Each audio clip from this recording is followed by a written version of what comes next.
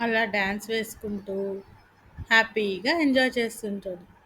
అప్పుడు ఇంకా రోజు ఏలియన్ బోల్డన్ని చాక్లెట్స్, బోల్డన్ని ఐస్ క్రీమ్స్ మంచి మంచి వెరైటీవి ఇస్తా ఉంటే ప్రిన్స్ చాలా హ్యాపీగా ఉంటాడు. అబ్బా! ఇలాంటి ఐస్ క్రీమ్స్ ఎప్పుడు తినలేదని.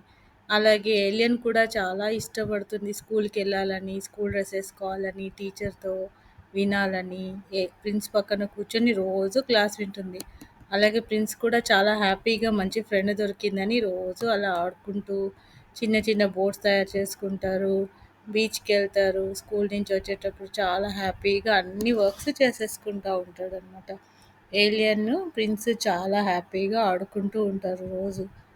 తర్వాత ఏలియన్ కూడా మంచి మంచి గిఫ్ట్స్ అన్నీ ఇస్తుంటది రోజు. రోబోస్, బాల్స్, బ్యాట్స్, పెయింటింగ్స్ ఇట్లా అన్ని కొత్త కొత్త గిఫ్ట్స్ అన్నీ ప్రిన్స్‌కి ఇస్తది. ప్రిన్స్ చాలా సంతోషంగా ఉంటాడు. ఫ్రెండ్స్ అందరూ కూడా అబ్బా! ఎన్ని గిఫ్ట్సో అని చూస్తా ఉంటారు. అయితే ప్రిన్స్ కూడా ఒకరోజు చిన్న హౌస్ కట్టిద్దాము ఏలియన్‌కని ఒక చిన్న హౌస్ కట్టి చూపిస్తాడు. చూడు ఎంత బావుందో, క్యూట్‌గా ఉందా, నచ్చిందా అని అడుగుతాడు ఏలియన్. ఏలియన్ చూసి అరే! నా కోసమా? చాలా బావుందే ఇల్లు. ఎంత బావుందో. ఏంటిది నా కోసమేనా అని అడిగితే, అవును నీకోసమే. నీకు కూడా ఒక హౌస్ తయారు చేశా. నువ్వు అందులో ఉండొచ్చు, పడుకోవచ్చు సరేనా అంటే, సరే అని అనుకుంటా. సరే అని ఇంటికి తీసుకెళ్ళి ఆ హౌస్‌ని ఒక టేబుల్ మీద ఇంకా మంచిగా డిజైన్ చేసి పెడతాడు కలర్స్ ఏసి. అప్పుడు ఏలియన్ చూసి, "ఆ! చాలా బావుంది. డోర్స్ ఉన్నాయి, విండోస్ ఉన్నాయి. వెరీ నైస్" అంటది.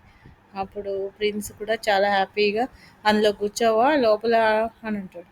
అప్పుడు ఏలియన్ ఎళ్ళి ఆ బెడ్ మీద కూర్చొని సూపర్ అని అంటది. అప్పుడు ప్రిన్స్ చాలా సంతోషపడతాడు. అయితే చిన్న టాయ్ లాంటి ఏలియను ఎంచక్కా ఆడుకుంటుంది, హౌస్‌లో ఉంటుంది అనేసి. ఇంకా అన్నీ ఇంట్రెస్ట్‌గా బాగా చదువుకుంటా ఉంటాడనమాట. ఏలియన్‌తో ఫ్రెండ్‌షిప్ చేశాక. తర్వాత ఏమైందో నెక్స్ట్ పార్ట్ చూద్దాం.